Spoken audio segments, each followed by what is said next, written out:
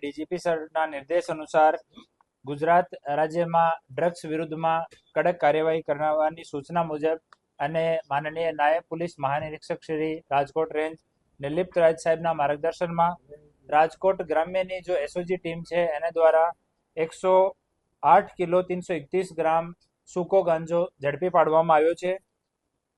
ગઈકાલે સાંજે 6:30 વાગ્યા અમારી એસઓજીની ટીમમાં કાર્યરત હેડ કોન્સ્ટેબલ વિજયભાઈ વેગડ અને કોન્સ્ટેબલ ચિરાગભાઈ કોઠીનાર આને સૂચના મળી કે એક ટ્રકમાં ગાંજાનો મોટો જથ્થો આવી રહ્યો છે બોટાદ બાજુથી। તો આ ટ્રકને રોકવામાં આવ્યો અને આ ટ્રકમાં 3 માણસો હાજર હતા।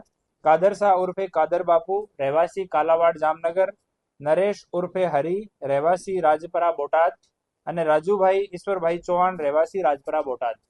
પછી ઉપરી અધિકારીઓને જાણ કરવામાં આવી, સરકારી પંચોને અને એફએસએલમાં બોલાવવામાં આવ્યા, સેમ્પલ ચેક કરવામાં આવ્યો અને ગાંજાની પુષ્ટિ થઈ।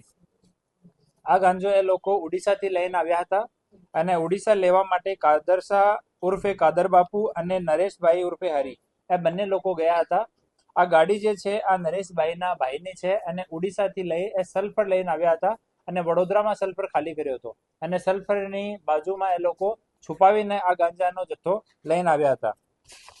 આ જો કાર્યવાહી થઈ છે એમાં અમારા એસઓજીના PI Shri Fatehsinh Pargi, PSI Shri GJ Jhala, PSI PB Mishra અને અમારી એસઓજીની ટીમ આ કાર્યવાહી કરી છે। હાલ 3 આરોપી અટક કરવામાં આવ્યા છીએ અને જો જથ્થો મંગાવનાર છે એ લોકો મોહમ્મદ રફીક અશરફભાઈ લોધી રહેવાસી કાલાવાડ, અબ્દુલ લતીફ ઓસમાણભાઈ સમા રહેવાસી કાલાવાડ એ બંને મંગાવનાર છે અને ઓડિશાથી મોકલનાર અલેખા સને વિષ્ણુ વહેરા અદનીગઢ પૂર્ણા કટક ઓડિશાનો રહેવાસી છે। એ લોકો જે કાલાવાડના લોકો છે મોહમ્મદ રફીક અને અબ્દુલ લતીફ એ બંને ડાયરેક્ટ ત્યાં ઓડિશામાં કોન્ટેક્ટ કરતા હતા અને એ જ ઇન્સ્ટ્રક્શન આપતા હતા ગાડીના ડ્રાઈવરને કે તમારે અહીંયા જવાનું, અહીંયાથી સામાન લઈ આવવાનું। ઓર પોલીસથી બચવા માટે એ લોકો સુરત, વડોદરા, પછી વડોદરામાં ગાડી ખાલી કર્યા પછી ડાયરેક્ટ જામનગર નહીં જઈને બોટાદથી થઈને અને રૂરલ એરિયામાં જો નાની નાની સડકો છે એનો રૂટ એ લોકો લેતા હતા। તો હાલ 108 કિલો અને 331 ગ્રામ ગાંજો જેની કિંમત 54,16,550 રૂપિયા, એની સાથે એક માલવાહક ટ્રક જેની કિંમત 30 લાખ રૂપિયા અને મોબાઈલના 3 નગ, આમ કુલ મળીને 84,31,550 રૂપિયાનો આ કુલ મુદ્દામાલ કબજે કરવામાં આવ્યો છે।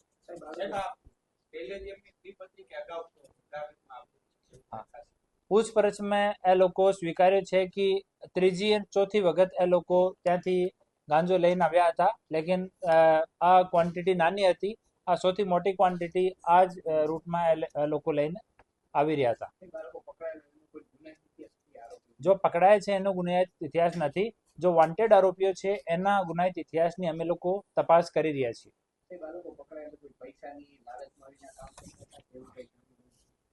આની એક વખત થોડી ઓર પૂછપરછ થશે ત્યારે જો વિગત સામે આવશે આપ 100 લોકો સાથે શેર કરવામાં આવશે। News updates.